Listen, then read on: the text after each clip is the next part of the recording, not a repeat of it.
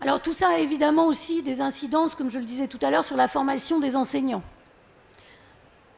À savoir, il a été important, je crois, parce qu'on s'est posé la question au CIEP, mais je pense qu'ailleurs aussi, de se dire, bon, alors maintenant concrètement, comment on va former les enseignants, sachant que les objectifs qu'ils doivent atteindre, c'est de former cet acteur social qui est, comme je le disais tout à l'heure, un citoyen du monde en devenir, susceptible de jouer un rôle d'intermédiaire culturel. Donc, la première chose qu'on s'est dit, c'est qu'il fallait qu'on conçoive des dispositifs de formation en adéquation avec la pédagogie retenue pour l'enseignement-apprentissage. Bon, ça n'a rien de nouveau. Et qu'il fallait qu'on oriente cette formation afin que les enseignants acquièrent eux-mêmes les compétences nécessaires à la réalisation des tâches qu'ils auraient à accomplir en tant qu'enseignants. Donc, former des acteurs sociaux, on a dit, donc des acteurs sociaux capables d'agir socialement, des acteurs sociaux capables de s'adapter au changement, puisqu'on est dans un monde en constante évolution et qu'on fait aujourd'hui, je dirais, on est amené à s'adapter constamment, puisqu'on va changer plusieurs fois dans notre vie d'adresse, on va changer plusieurs fois de ville, plusieurs fois de pays, on va changer plusieurs fois, parfois même d'employeur, d'outils de travail, voire de métier.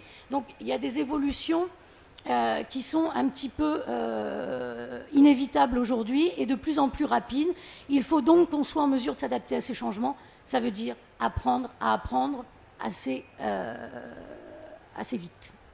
Donc tout petit, dès l'école. De même, on l'a dit, donc je ne reviendrai pas dessus, ces acteurs sociaux, il faut qu'ils soient capables de travailler en équipe. Et comme ce sont de gros consommateurs de médias, il faut aussi qu'ils soient des utilisateurs avertis. Donc je crois qu'il n'y a plus de doute possible sur le fait que le document authentique qui nous amène, excusez-moi, qui est au cœur du débat pédagogique et qui est au cœur de nos, excusez-moi, de nos formations, a toute sa place aujourd'hui, s'il y avait encore un doute. En ce qui concerne donc toujours l'orientation pour la formation des enseignants, on a parlé du fait qu'on était, en tant qu'enseignants, amenés à former des citoyens du monde, donc capables de communiquer dans des espaces plurilingues, capables d'évoluer dans des contextes internationaux. Aujourd'hui, en tant qu'acteur social, je suis amenée, à travers aussi bien, je dirais, ma vie professionnelle, mais aussi ma vie personnelle, à communiquer dans des espaces plurilingues et à évoluer dans des contextes internationaux. Par ailleurs, on a dit également former, en tant qu'enseignants, des intermédiaires culturels qui devront être capables de favoriser la compréhension mutuelle et qui devront être capables de faciliter la coopération. Alors tout ça peut se mettre en place et pour ça nous avons développé certains outils. Donc je vais vous parler des outils auxquels j'ai plus ou moins contribué puisque c'est ceux que je connais le mieux. Donc de notre côté, on a réalisé plusieurs dispositifs de formation d'enseignants qui permettent, je pense aujourd'hui, de mieux comprendre ce que la perspective actionnelle représente et de la mettre en œuvre. Donc nous avons un dispositif qui s'appelle ProFLE, par exemple, qui est constitué de 3 modules. Et ces 3 modules sont, pour les enseignants, conçus, je dirais, dans l'idée de la perspective de type actionnel. C'est-à-dire, en tant qu'enseignant, quelles tâches j'ai à réaliser et quelles sont les compétences que je vais mettre en œuvre pour réaliser ces tâches. Donc chaque module de formation correspond à une tâche que l'enseignant est amené à accomplir dans l'exercice de ses fonctions. Chacun de ces modules a donné naissance à différentes séquences de formation qui correspondent aux compétences à maîtriser pour pouvoir réaliser ces tâches. Donc vous voyez que là aussi, on est dans une perspective de type actionnel. Et donc, on a mis en œuvre et on a décidé de former comme on préconise de le faire dans la classe. Alors, on préconise, on invite à le faire dans la classe. De la même manière, nous avons mis en place, dans le cadre des universités d'hiver et d'été belges, des modules de formation sur l'appropriation, notamment du cadre européen commun de référence pour les langues, de manière à faciliter, là aussi, son appropriation par les enseignants que nous recevons. Nous avons également réalisé des référentiels de compétences professionnelles, enfin un référentiel de compétences professionnelles. Enfin, quand je dis on a réalisé, il est en cours d'élaboration et sera disponible dans les mois qui viennent. Nous avons également mis en place, nous sommes en train de mettre en place plus exactement, un dispositif d'évaluation des compétences professionnelles des enseignants.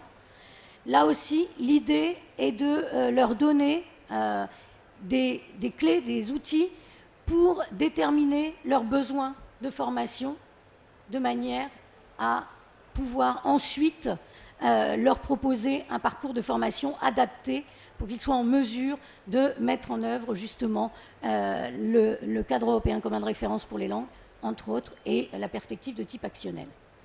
Maintenant, dans les outils pédagogiques que nous avons développés des outils pédagogiques qui s'appuient évidemment sur le cadre et qui sont dans une perspective de type actionnel. Je vous invite à aller les consulter sur le stand de Didier. Il y a le petit dernier, Ligne Directe, qui est une méthode pour adolescents. Et puis, vous avez également Enjeu, qui est un recueil d'activités collaboratives qui permet justement de mettre en place un travail d'équipe dans la classe. Une version électronique me semble importante. De la même manière, je pense que des outils, la création d'outils qui permettraient l'élaboration de référentiels de compétences adaptés aux différents publics seraient les bienvenus, parce que pour l'instant, en fait, on a essentiellement des référentiels qui s'adressent à un public d'adultes. Enfin, je parle en français en tout cas. Et donc, on est toujours un petit peu coincé quand il s'agit de faire du matériel ou des examens ou autres, ou de travailler dans la classe avec des référentiels pour adultes, alors qu'on a un public d'enfants, par exemple. De même, je pense qu'un inventaire de tâches et des compétences à maîtriser pour réaliser ces différentes tâches par niveau pourrait être aussi un outil intéressant. Et pour finir, j'interroge mes collègues, à quand un cadre européen pour la formation des enseignants de langue étrangère? Parce que je crois que c'est ce qui nous manque le plus et c'est ce qui permettrait, à mon avis, de simplifier la tâche des formateurs et d'harmoniser là aussi la formation des enseignants. Je vous remercie de votre attention.